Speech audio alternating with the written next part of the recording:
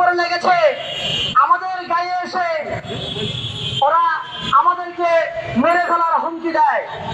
আমরা যদি হামলা শুরু করে তাহলে তোমাদের সব কথাকে বলেছিল না শুভেন্দু, ঝুলাই রাখবো আমাদেরকে। ওরা আমাদেরকে মানুষ মনে করে না, ওরা আমাদেরকে দেশ মনে করে না, আমাদেরকে মানে বুঝাতে চাচ্ছে বাংলাদেশকে এরা বাংলাদেশ মনে করে না, বাংলাদেশকে এরা স্বাধীন রাষ্ট্র হিসেবে স্বীকৃতি দিতে চায় না। সেনাবাহিনী ভাইরা, আপনাদের ভয় নেই, আপনারা মনে করেন না আপনারা একলা, আপনাদের সাথে বাংলাদেশের 18 কোটি মানুষ। 71 যেমন শেখ মুজিব বলেছিলেন তোমাদের কাছে যা আছে তোমরা প্রস্তুত হও। ভারত যেভাবে আমাদের উপরে উঠে পড়ে লেগেছে, আমাদের গায়ে এসে ওরা আমাদেরকে মেরে ফেলার হুমকি দেয়।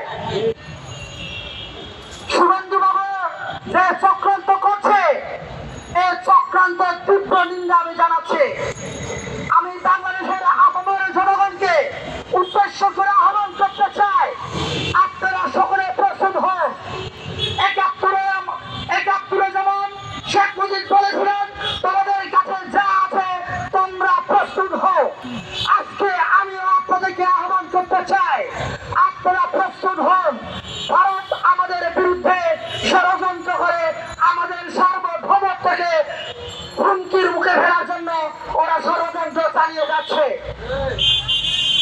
আমরা আমাদের বাংলাদেশের ভাইরা অনেকেই সন্দেহ প্রকাশ করেন, অনেকেই ভয় পান।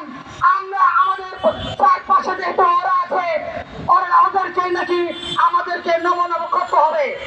আমি আপনাদেরকে বলছি আমরা তাদেরকে নমনম করবো না, আমরা তাদের সাথে মিনমিন করে কথা বলবো না, আমরা চোখে চোখ রেখে তাদের সাথে কথা বলবো।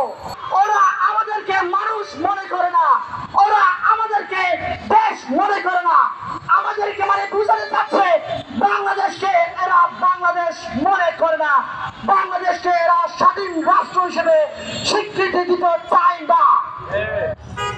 প্রসব বেদনা উঠেছে, আমরা লাথি মেরে ভারতের পেট চিরে আমরা বের হয়ে নতুন ভাবে আরেকবার স্বাধীনতা লাভ করতে চাই। আপনারা সকলে প্রস্তুত আছেন কিনা?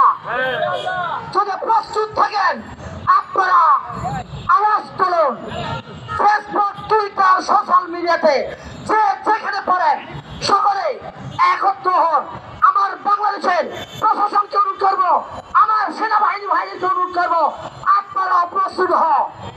সেনাবাহিনী ভাইরা, আপনাদের ভয় নেই, আপনারা মনে করেন না আপনারা একলা, আপনাদের সাথে বাংলাদেশের 18 কোটি মানুষ একসাথে একযোগে 71 যেমন পাকিস্তান হানাদার বাহিনীর বিরুদ্ধে সংগ্রাম করেছিল, আমরাও আরেকবার তাদের বিরুদ্ধে সংগ্রাম করতে চাই, তাদের আগ্রাসনের বিরুদ্ধে আমরা রুখে দাঁড়াতে চাই।